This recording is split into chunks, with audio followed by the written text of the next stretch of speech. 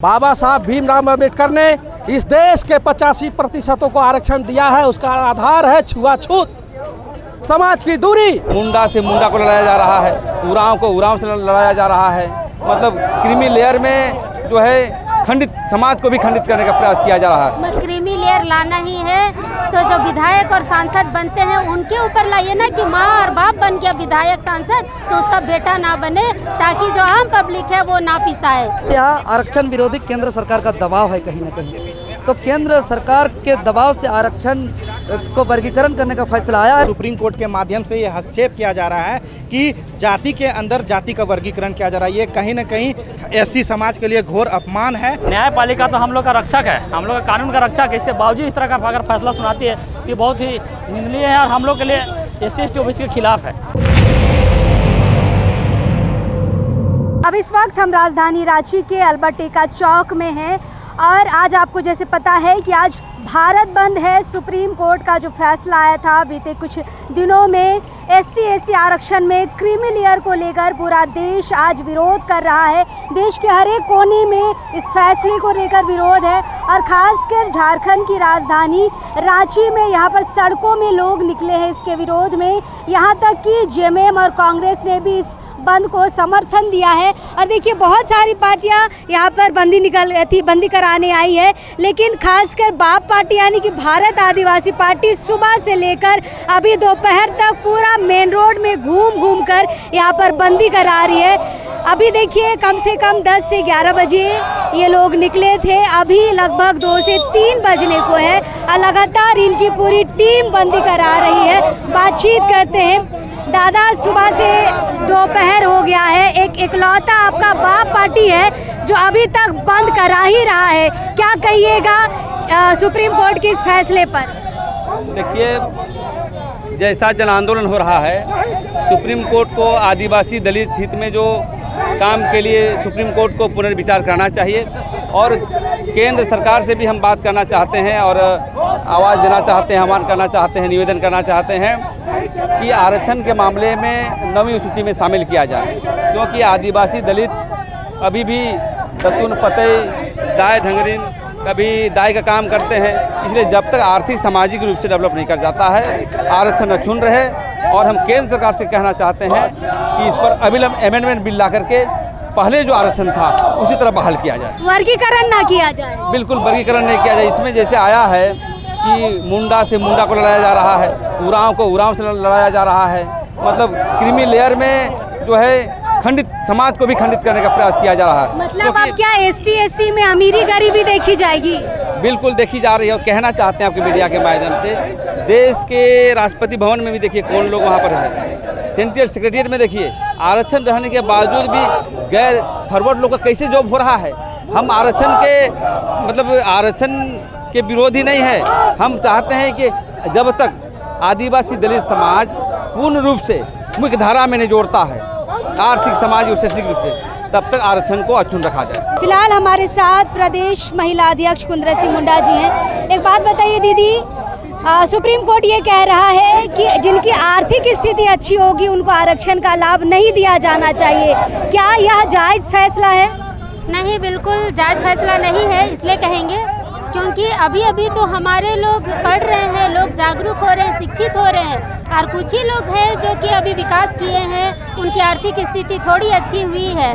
तो इसका मतलब ये नहीं कि उन्हें अलग हटा दिया जाए। इसका मतलब आप तो देश में अराजकता फैला रहे हैं। आप लड़ा रहे हैं कि एक को नौकरी मिले दूसरे को नहीं मिले, एक को आरक्षण मिले दूसरे को आरक्षण नहीं मिले।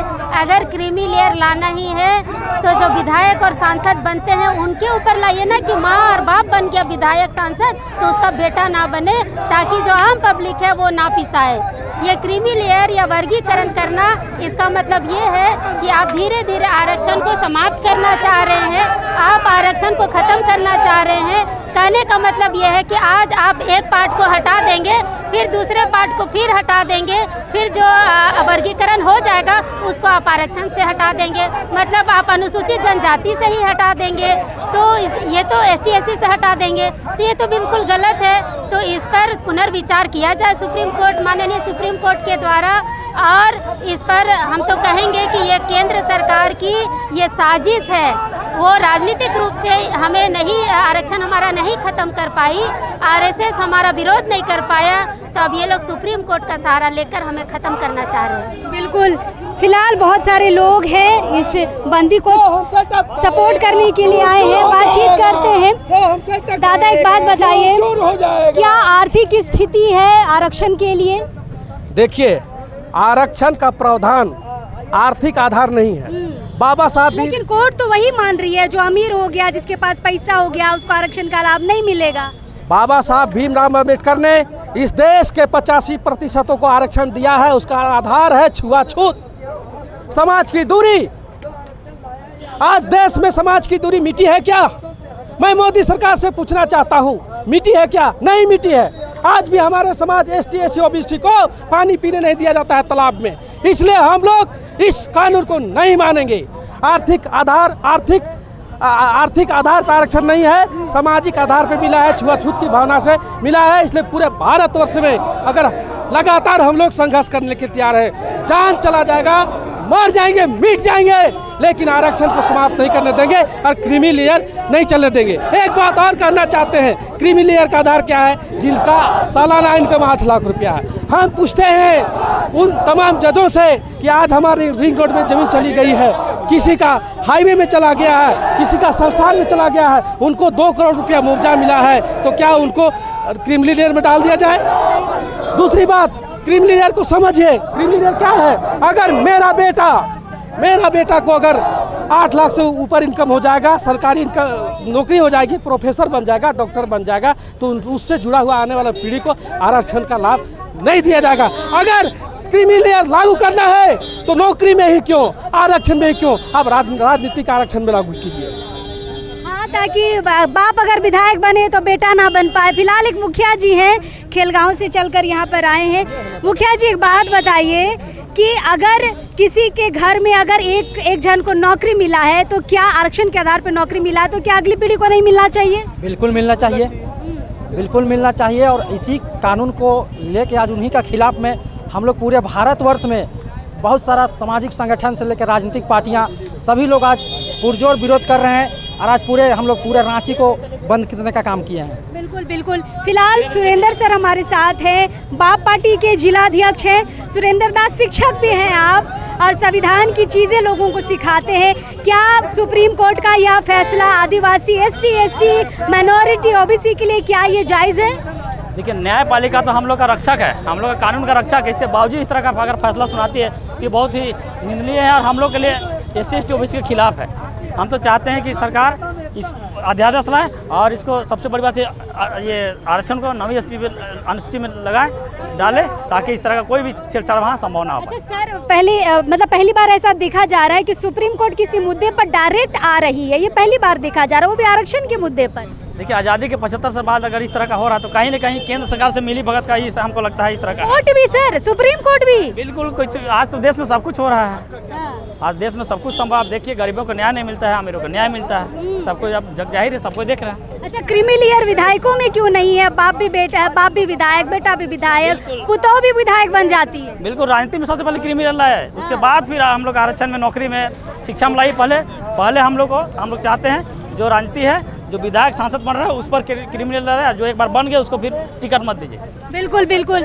फिलहाल परिमल जी हमारे साथ है। परिमल जी, ये बताइए, लोगों को आप हर चीज़ अधिकारों की बात करते हैं, सुप्रीम कोर्ट का यह फैसला कितना घातक देख रहे हैं? ये एससी, एसटी समाज के लिए इतनी घातक है कि समाज के बीच में वर्गीकरण कहीं न कहीं, जिस तरह बाबा साहब अम्बेडकर ने 700 जातियों को समाहित करके 4 वर्गीकृत किया था, 4 जातियों में, पुनः सुप्रीम कोर्ट के माध्यम से ये हस्तक्षेप किया जा रहा है कि जाति के अंदर जाति का वर्गीकरण किया जा रहा है। ये कहीं न कहीं एससी समाज के लिए घोर अपमान है, और ये एससी समाज इस अपमान को बिल्कुल नहीं सहेगा। सुप्रीम कोर्ट को पुनर्विचार करनी चाहिए, और इस पर ज़रूर से ज़रूर एक संवैधानिक बेंच का 9 बेंच की गठन करके इसमें पुनर्विचार करने की आवश्यकता है। बिल्कुल। देवेंद्र जी हमारे साथ है। देवेंद्र, सुबह से बंदी करा रहे, सिल्ली में बंदी करा के आए हैं, फिर रांची पहुंचे। देवेंद्र जी, आरक्षण को लेकर लगातार कई सालों से आप सड़क पर है, लेकिन सुप्रीम कोर्ट का जो फैसला आया है क्रीमी लेयर को लेकर, मतलब एक वर्ग के अंदर फिर सब वर्ग बनाया जाएगा, इसको लेकर क्या है, कितना घातक देख रहे हैं? ये भविष्य के लिए बहुत खतरनाक है, बहुत घातक है। यह अगर आज इसको ST/SC समाज स्वीकार करता है तो आने वाले दिनों पे हम स्पष्ट बता दे रहे हैं कि OBC का रिजर्वेशन में क्रीमिलियर है। उसका परिणाम क्या है, सामने है कि केंद्र में 27% आरक्षण है, तो क्या OBC वर्ग से 27% जज हैं विभिन्न हाई कोर्ट में, सुप्रीम कोर्ट में? क्या 27% OBC वर्ग से कुलपति हैं, IAS IPS हैं, विभिन्न विभागों में सचिव हैं? नहीं है। वाई? ड्यू टू क्रीमिलियर प्रावधान होते हुए भी OBC वर्ग 27% नहीं है। तो उसी प्रकार ST/SC में भी यही लोग साजिश रच रहे हैं कि हम आरक्षण तो देंगे लेकिन एक ऐसा बीच में दीवार खड़ा करेंगे, ऐसा अड़चने डालेंगे कि जो ST/SC समाज जो सक्षम होंगे IAS बनने का, IPS बनने का, जज बनने का, कुलपति बनने का, सचिव बनने का, उसको बोल देंगे कि आप क्रीमिलियर में आते हैं, आपको इस लाभ नहीं मिलेगा। और धीरे धीरे ST/SC समाज से ना जज बन पाएंगे ऊपर वर्ग ऊपर पद में, ना कुलपति बन पाएंगे, ना IAS IPS बन पाएंगे, ना सचिव बन पाएंगे। ये तैयारी है इन लोग का। और उसके बाद मनमानी जैसा चाहे वैसा इन लोग नीति कानून बनाएंगे। इसीलिए हम तो मांग करते हैं कि OBC का भी क्रीमिलियर को हटाया जाए। अच्छा देवेंद्र, एक बात बताइए कि कोर्ट बार बार ये आर्थिक स्थिति पर नज़र डाले हुए है। अगर कोई आदिवासी या ST/SC जो भी है अगर बहुत अमीर हो जाए, अंबानी टाइप का अमीर हो जाए, क्या उसके साथ छुआछूत होना बंद हो जाएगा? देखिए, बात को समझिए। ये फैसला पहली बार कि 1 साल पूर्व माननीय सुप्रीम कोर्ट का जो फैसला था आरक्षण से संबंधित, उन्होंने कहा था कि वर्गों के अंदर वर्ग नहीं किया जा सकता, कोटे के अंदर कोटा नहीं किया जा सकता, किसी भी प्रकार का वर्गीकरण नहीं हो सकता है। और अपने ही फैसला से 1 साल बाद जो है कि फैसला को बदल करके जारी किए। मतलब यहाँ आरक्षण विरोधी केंद्र सरकार का दबाव है कहीं ना कहीं। तो केंद्र सरकार के दबाव से आरक्षण को वर्गीकरण करने का फैसला आया है। तो आज हम माननीय सुप्रीम कोर्ट से हम आपके चैनल के माध्यम से कहना चाहेंगे कि आज पूरा भारत बंद ऐतिहासिक सफल है। आज जनता के दबाव से, जो केंद्र सरकार के दबाव से दिया गया फैसला को वापस लीजिए। देवेंद्र, हम ये कह रहे हैं कि आर्थिक स्थिति की बात कर रहा है सुप्रीम कोर्ट। अगर कोई ST/SC OBC अगर बहुत करोड़पति हो जाता है तो क्या उसके साथ भेदभाव होगा कि नहीं होगा? होगा। अगर नहीं होगा तो बताइए, कोई ऐसा ST/SC है जो अंबानी अडानी टाइप का बना है, उसका बारात कोई ब्राह्मण घर गया है, कोई राजपूत भूमियार के घर उसका बारात पहुँचा है? अगर नहीं पहुँचा है तो जाहिर सा बात है कि जातिवाद। हम बता रहे हैं ना, आज़ादी के 78 साल बाद भी ST/SC का कई ऐसा उदाहरण है जो DC है, IAS है, IPS है, और उसके अंदर जो है कि एक शोषण किया जाता है, उसके अंदर उसका बात को सुना नहीं जाता है। कितना हम लोग अधिकारी पदाधिकारी को ज्ञापन देने जाते हैं, वार्ता करने जाते हैं, तो वो लोग साफ साफ कहते हैं क्या कॉलेजियम सिस्टम हम ही है, यहाँ पे ST/SC OBC का सुना नहीं जाता है। बाबा साहब अम्बेडकर साहब इतना बड़ा जानकार थे, इतना बड़ा बुद्धिमान थे, ज्ञानी थे, सब कुछ थे, उसके बावजूद जो है कि उनको शोषण, सामाजिक शोषण हुआ। और आज सामाजिक शोषण है, कितने जगह जाइए सार्वजनिक सामाजिक काम में बैठने नहीं दिया जाता है। तो इसीलिए इसको हर हाल में वापस करना ही होगा।